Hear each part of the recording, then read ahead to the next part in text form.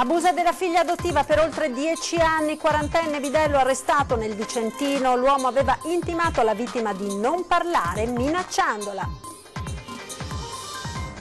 Assurda violenza a Concordia Sagittaria. Nel veneziano cinquantenne difende la fidanzata dalle avance di un compaesano al bar e viene brutalmente picchiato. Ora è molto grave in ospedale. Momenti di paura a Mogliano Veneto, ossessionato dall'ex 37enne da fuoco al garage di lei, danneggia l'auto e la minaccia di morte. L'uomo è stato arrestato. Vicenza e San Donà, centrodestra alla ricerca di un candidato comune contro strappi e divisioni. Domani il faccia a faccia decisivo tra i vertici di Lega e Forza Italia. Torna a ring, i big della politica brindano al Vinitaly e poi litigano. Il Veneto aspetta, ne parliamo questa sera dalle 21:15.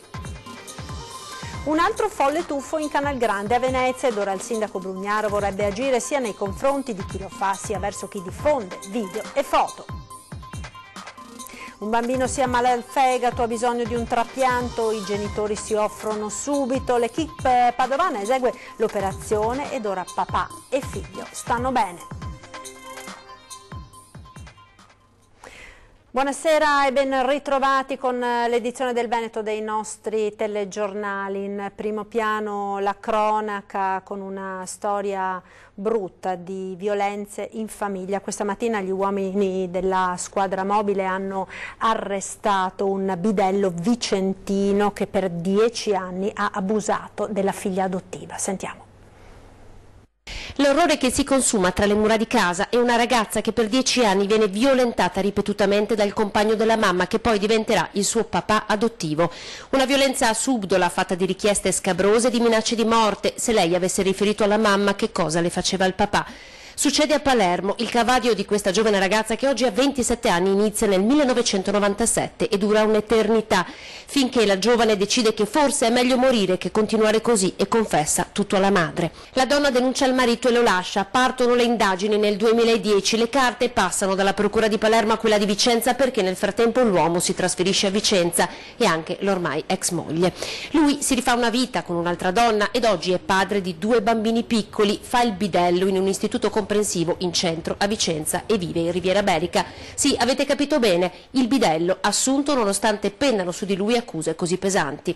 Nel 2011 si concludono le indagini con la condanna a 9 anni e 6 mesi di reclusione. Il processo va avanti, viene condannato in primo grado e in appello. La Cassazione dichiara inammissibile il suo ricorso nel 2017. Lui, il padre Orco, si è sempre dichiarato innocente. Lo hanno prelevato nella sua abitazione stamattina gli uomini della mobile di Vicenza per mettergli le manette ai polsi e portarlo in carcere. La procura ha stabilito la decadenza della potestà genitoriale e l'interdizione da scuole e pubblici uffici. Un incubo è finito, legalmente, forse solo il tempo restituirà a questa giovane vittima la serenità di un'infanzia perduta. Brutale pestaggio la scorsa notte in un bar di Concordia Sagittaria nel veneziano. Un cinquantenne ha preso le difese della fidanzata ed è stato aggredito, ora è ricoverato in prognosi riservata, l'altro è stato arrestato. Ha continuato a tempestarlo di calci e pugni anche dopo che l'avversario era svenuto. La furia cieca di un cinquantenne è esplosa all'esterno di un locale di Concordia Sagittaria contro un uomo di pochi anni più giovane intervenuto a difendere la fidanzata in una banale discussione da bar. I due si sono dati appuntamento fuori per risolvere il problema e quella che era cominciata come una rissa si è trasformata ben presto in un brutale pestaggio. L'aggressore si è poi dato alla fuga mentre la vittima, apparentemente ripresa, si è rifiutato i soccorsi del personale del 118. Pochi minuti dopo però ha perso di nuovo i sensi. Gli amici lo hanno accompagnato in ospedale a Portogruaro dove gli è stato riscontrato un grave trauma cranico. È stato quindi trasferito in prognosi riservata al reparto di neurochirurgia di Mestre. I carabinieri avevano intanto già identificato l'aggressore, un pregiudicato del 67, l'hanno trovato a casa con ancora addosso gli abiti sporchi del sangue della sua vittima e una ferita alla mano che ha dovuto essere medicata al locale pronto soccorso. L'uomo è stato poi arrestato per lesioni personali gravissime. E momenti di follia e di terrore a Mogliano Veneto, nel Trevigiano, incendia il garage della ex compagna e danneggia l'auto di lei. Arrestato un brasiliano che non accettava la fine della relazione. 4 mesi di ossessione e la speranza vana che lui la smettesse, uno schema già visto tante volte e che ieri pomeriggio ha rischiato di vedere in scena il finale peggiore. Protagonista dell'ennesimo film di violenza un cittadino brasiliano 37enne, nel mirino un'impiegata 47enne di Mogliano con la quale i rapporti erano finiti da tempo. L'uomo, senza nessun precedente penale, ha cercato di entrare nell'abitazione della sua ex, nonostante la loro storia fosse terminata a gennaio. Fagocitato dalla rabbia nei confronti della donna, ha scavalcato il cancello della proprietà e cercato di incendiarle la porta del garage, cospargendola di benzina. Non ancora soddisfatto, il 37enne, con un coltello a serramanico, ha graffiato la carrozzeria dell'auto della ex. Poi, solo dopo averla minacciata di morte, è fuggito per le vie del quartiere. La donna, sotto shock, ha subito fatto intervenire le forze dell'ordine. Dopo alcune ricerche, l'uomo è stato raggiunto ed arrestato dai carabinieri della stazione di Mogliano Veneto per i reati di atti persecutori, violenza privata, minacce e danneggiamento aggravato. Un blitz tremendo ma veloce, tanto che i vicini della donna si sono accorti che qualcosa non andava solo quando hanno visto le pattuglie dei carabinieri. La 47enne aveva già subito approcci molesti, ma sperava che con il tempo l'atteggiamento dell'uomo cambiasse. Un altro episodio di violenza che va a sommarsi agli 11 casi di violenza su 20 donne nella sola Mogliano. Violenza di cui il genere femminile è troppo spesso vittima. Sia io che il sindaco ma anche tutta la giunta siamo profondamente dispiaciute di quanto è accaduto. Siamo preoccupate perché è l'ennesimo caso di cui veniamo a conoscenza sul nostro territorio. In ogni caso io mi permetto di dire alla signora vittima di questo caso che può rivolgersi al nostro centro donna, al nostro sportello, e verrà seguita nella miglior maniera possibile. Attualmente il sudamericano si trova rinchiuso in carcere in attesa dell'udienza di convalida richiesta dal PM di turno della Procura della Repubblica di Treviso. E restiamo nel trevigiano, sconcerto a San Biagio di Callalta per il tragico destino di Nadia Toniolo, morta ieri in un incidente stradale in Umbria dove si trovava per un weekend con il compagno. Sentiamo. Un missile. Lui le prime parole che ha detto è mancata Nadia, Nadia, Nadia, è mancata un missile. Queste sono le parole che mi ha potuto dire nella situazione in cui era. Sono le parole con cui Pietro Lorenzon, 76 anni, titolare di un'agenzia immobiliare a Olmi, ha raccontato al sindaco Alberto Cappelletto l'impatto con l'utilitaria piombata addosso all'auto in cui viaggiavano lui, la compagna Nadia Toniolo, 59 anni, anche lei di Olmi, e altri 2 amici. Nadia, impiegata amministrativa all'ospedale Cafoncello e madre di 2 figli, Gianni e Francesca, è morta sul colpo in quell'auto ribaltata in strada ieri, poco dopo mezzogiorno, in località Passaggio di Bettona. Pietro, trasportato in pronto soccorso a Perugia, ha chiamato Cappelletto, suo amico personale, ancora sotto shock. Ci si frequentava come ogni coppia, ci si frequenta, quindi persona, soprattutto Nadia, è una persona che era sempre presente nel territorio, cordiale con tutti e disponibile con tutti. La sua vita era per il prossimo, per l'altro. Il weekend in Umbria, Assisi, Spello, poi il rientro. Oggi il lavoro attendeva entrambi. Sulla strada del rientro la tragedia, a perdere la vita anche il pensionato alla guida dell'altra macchina, un 86enne di Torgiano. Lorenzon, che 10 anni fa aveva perso la moglie, è rimasto ferito. Il figlio Paolo, che si trovava a Torino, è subito partito per Perugia. Per lui fratture al bacino e alle costole. La notizia dell'incidente che ha coinvolto la coppia ha subito fatto il giro di San Biagio. Concerto a cui va il nostro cordoglio, il nostro più sentito cordoglio a nome mio, dell'amministrazione comunale, ma di tutta la comunità, perché erano persone conosciutissime nella comunità. Schianto tra autobus e tram sul cavalcavia di San Giuliano a Mestre, traffico bloccato questa mattina verso Venezia. L'incidente si è verificato poco dopo le 9 quando un pullman turistico, probabilmente per una mancata precedenza, ha centrato la carrozza del tram all'altezza del cavalcavia di San Giuliano, una delle direttrici più frequentate dai pendolari diretti a Venezia. Finestrini rotti e paura tra i passeggeri, ma fortunatamente non si segnalano feriti. Al vaglio della polizia locale la dinamica dell'incidente, pesanti i disagi al traffico per Venezia.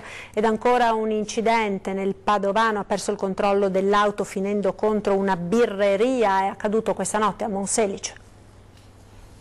Attimi di paura in via Tassello a Monselice per un'auto finita contro la facciata e parte dell'ingresso di una birreria di cui è stata divelta la porta finestra. I feriti, 2 giovani all'interno dell'auto, rimasti incastrati nell'abitacolo e liberati dai vigili del fuoco. Nessuna persona che si trovava all'interno del locale ha riportato conseguenze. I feriti sono stati stabilizzati dal personale del SUEM 118 per poi essere trasportati in ospedale dalle 2 ambulanze intervenute. Sul posto anche i carabinieri di Albignasego. Ed ora la politica, Vicenza e San Donà con il centrodestra alla ricerca di un candidato comune contro strappi e divisioni, rinviato domani il faccia a faccia decisivo tra i vertici di Lega e Forza Italia. Sentiamo quindi la situazione a Vicenza. Il silenzio prima della tempesta, ma i tuoni si avvicinano, i lampi hanno già squarciato il cielo sopra il centrodestra. A Vicenza domani dovrebbe essere il giorno che passerà alla storia per il divorzio tra Forza Italia e Lega. Una cartina tornasole delle tensioni nazionali tra i 2 partiti. In Veneto le previsioni meteopolitiche dicono che la candidatura di Fabio Mantovani appesa un filo. Dopo il documento firmato all'unanimità dal direttivo cittadino con cui il Carroccio prende le distanze dall'alfiere di Forza Italia, sono 2 le ipotesi. La Lega lancia un proprio candidato, ma sarebbe un suicidio perché spaccherebbe di fatto il centrodestra in 3 parti con il rischio di non superare nemmeno il primo turno, oppure appoggia Francesco Rucco che ha già avviato la sua campagna elettorale col sostegno delle liste civiche del Popolo della Famiglia e di Fratelli d'Italia. Compattandosi in questo modo il centrodestra potrebbe provare a vincere con o senza Forza Italia. I berlusconiani o si adegueranno togliendo il veto e convergendo su Francesco Rucco, oppure faranno la loro strada da soli con un loro alfiere. Certo, se si sfila il Carroccio anche per Fabio Mantovani, chiamato a rappresentare la coalizione, cambierebbero i presupposti. Probabilmente deciderebbe di fermarsi, una scelta di dignità. Al suo posto Forza Italia potrebbe candidare qualcun altro, probabilmente il coordinatore provinciale Matteo Tosetto. Insomma, ancora nebbia politica in attesa di uno squarcio di sole.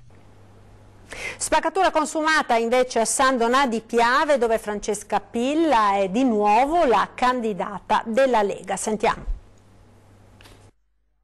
Addio all'unità del centrodestra a San Donà di Piave. Dopo il fragilissimo accordo sul nome di Gianni Corradini e il passo indietro di quest'ultimo per le polemiche interne alla coalizione, la Lega torna al piano A e a sorpresa annuncia di sostenere la candidatura di Francesca Pilla insieme a Fratelli d'Italia, Noi con l'Italia e 2 liste civiche.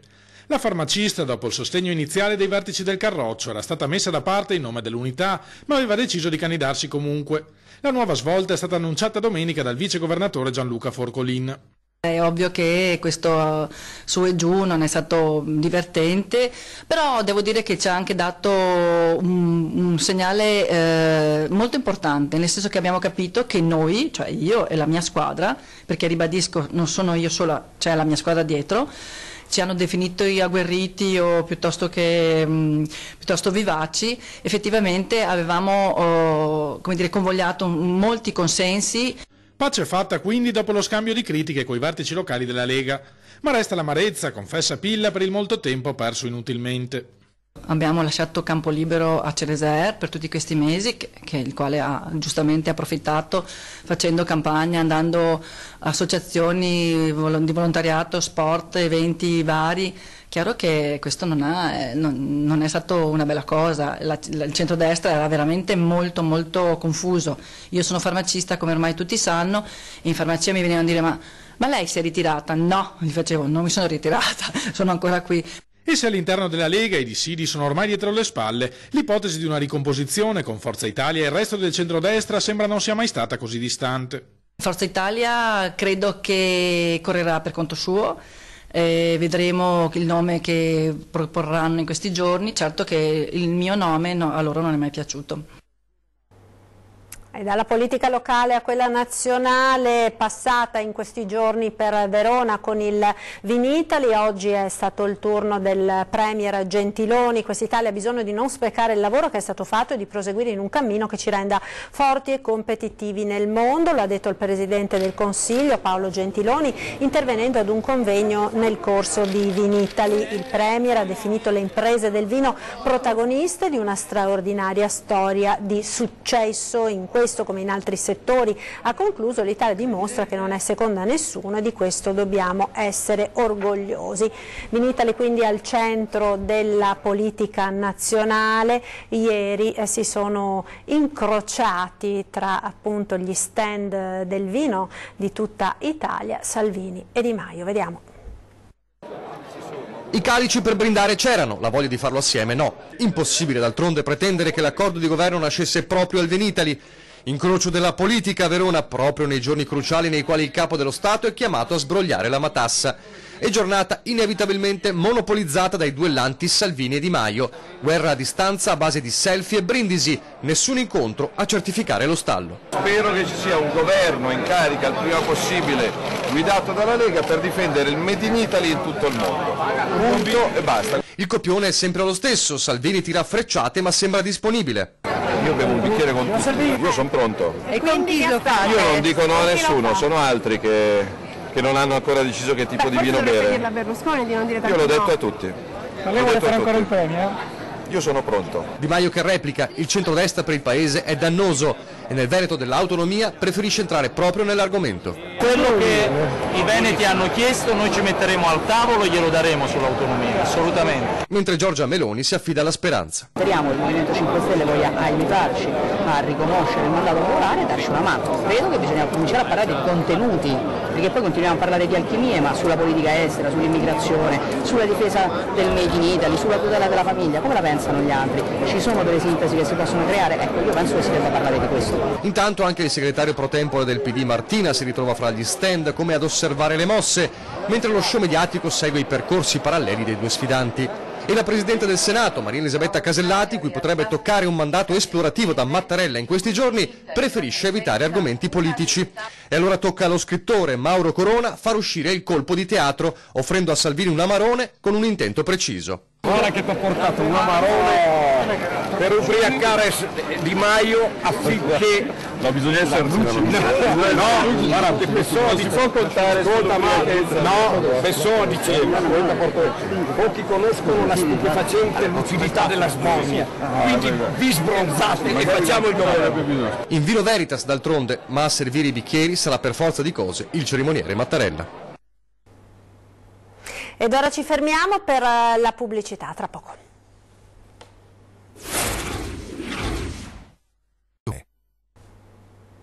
Rieccoci in studio con il TG del Veneto, andiamo ora a Venezia dove è tornata la pericolosissima abitudine di tuffarsi in Canal Grande ed il sindaco Brugnaro vorrebbe punire e agire sia nei confronti di chi si tuffa sia nei confronti di chi diffonde le immagini sui social. Sentiamo. Si ricomincia. Anche se la bella stagione deve ancora arrivare, c'è già chi ha iniziato a dare spettacolo tuffandosi in Canal Grande. È successo verso le 2 del mattino dal ponte di Rialto, quando un gruppetto di giovani, molto probabilmente di nazionalità straniera, si è cimentato nell'impresa, spalleggiati anche dalle persone che li guardavano da terra. Il video è stato poi pubblicato sulla pagina Facebook Venezia non è Disneyland. Amareggiato il primo cittadino. Più diamo spazio a questi personaggi, più avremo la gara a venire a combinare questo tipo di atti eroici a Venezia. Non credo che facciamo un piacere a nessuno a pubblicare le foto, le foto e i video di questi eroi. È una cosa veramente squallida l'approfittarsi di un luogo così delicato, ma è ancora più squallido speculare poi con la comunicazione, lo dico anche a tutti quelli che pubblicano sui siti internet eccetera. Tutti quanti bravi, il problema è che poi si farà la gara a chi ne farà di più. Questo ognuno si faccia una bella riflessione. Il tuffatore si è dileguato. Per tentare di risalire a lui saranno sfruttate le immagini delle telecamere di videosorveglianza che monitorano il ponte. Purtroppo i controlli notturni sono pochi e questa pratica rischia di degenerare in una pericolosa abitudine a cui il sindaco vuole mettere la parola fine. Noi vediamo se sono gli estremi di poter anche concorrere non soltanto a fare una causa per danni di immagine a chi si butta per esempio da un ponte in Canal Grande, ma anche da un altro ponte. Cerchiamo di vedere se ci sono le condizioni per poter poi agire, ma anche chiedere danni a chi diffonde questo materiale, evidentemente offendendo l'immagine della città e costruendo, ripeto, un seguito di cialtroni, e purtroppo di cialtroni ce ne sono tanti nel mondo. Eccezionale intervento chirurgico a Padova, un padre ha donato una parte del fegato al figlioletto affetto da una grave malattia. Papà e bimbo stanno ora bene, sentiamo. Quando si trapianta un bambino siamo tutti molto emozionati, pur avendo tante ore di volo sulle spalle, però trapiantare un bimbo e farlo da donatore vivente dal papà è sempre una grandissima emozione. Il bimbo ha meno di un anno, è malato, non c'è tempo da perdere. Entrambi i genitori non ci pensano un attimo, sono disponibili a donare una parte del proprio fegato per salvarlo. L'equipe del professor Cillo si mette in moto, il padre è il donatore più indicato, gli viene asportato un quinto del suo fegato, l'operazione va a buon fine e ora il papà e figlio stanno bene. A Padova nel 2017 i trapianti di fegato sono aumentati del 17,5%, un record in Italia, ed è un lavoro di squadra. Oltre al professor Cillo ci sono chirurghi, anestesisti, infettivologi, medici, infermieri addetti al trasporto degli organi e dell'equipe. Lo sforzo organizzativo, lo dicevamo prima, impegna quasi 100 persone per ogni trapianto e quindi onore al merito a chi ci mette queste risorse a disposizione e tutti i professionisti che ci danno una mano. Gli interventi possono durare anche 12-15 ore, bisogna calcolare tutto con grande precisione per ridurre al minimo i rischi per donatore e malato, specie se di mezzo ci sono bimbi. Tecniche di divisione del fegato così accurate e così precisi i calcoli su quant'è la quantità di fegato necessaria per il trapianto, che si possono appunto asportare piccoli frammenti di dimensione diversa. Padova è l'unico centro nazionale che esegue tutti i trapianti di organi e tessuti con alta qualità ed ha la maggiore offerta in Italia. Padova è al secondo posto per chirurgia mini-invasiva del fegato, al primo per interventi sui tumori di questo organo e nonostante l'eccellenza si guarda già al futuro. Il prossimo salto è quello tecnologico, le macchine da perfusione, il tissue engineering, l'ingegneria tissutale, gli organoidi, c'è tantissimo da fare. Ed era questo l'ultimo servizio per questa edizione, vi ricordo gli appuntamenti della nostra programmazione serale. Dopo i TG torna 20:10, ancora la politica in primo piano con Fabrizio Boron, consigliere regionale della Lega, e Simone Scarabella, consigliere regionale del Movimento 5 Stelle. Poi dalle 21:15 torna come ogni lunedì Ring, governo alto tasso di tensione, il titolo di questa sera. I big brindano al Vinitaly e poi litigano, il Veneto aspetta, ospiti di Simone Avarino, Simone Scarabella del Movimento 5 Stelle, poi l'onorevole Sara Moretto del PD, l'onorevole Massimo Bitonci della Lega e la giornalista Antonella Prigioni. In collegamento da Trieste, Rodolfo Ziberna, sindaco di Gorizia di Forza Italia. Ed è tutto per questa edizione, vi ringrazio per essere stati con noi. In chiusura come sempre uno sguardo alle previsioni del tempo con il meteo. Arrivederci.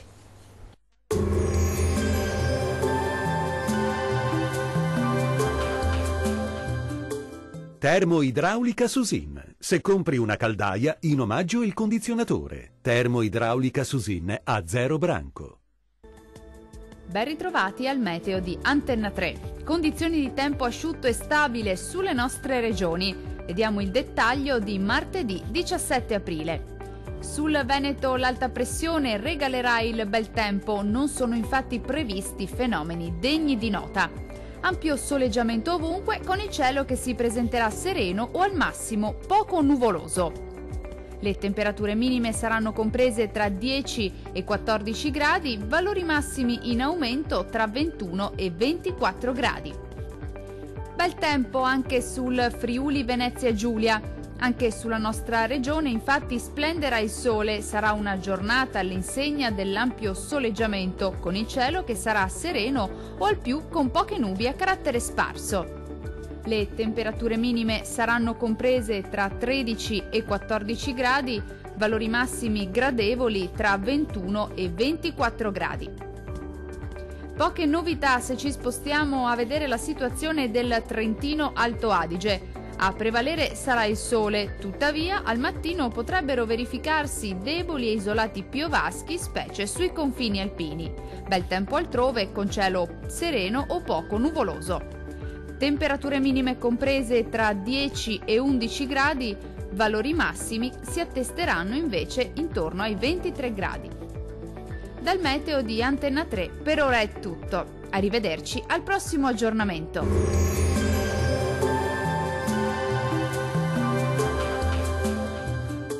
Termoidraulica Susin. Se compri una caldaia, in omaggio il condizionatore. Termoidraulica Susin a 0 branco.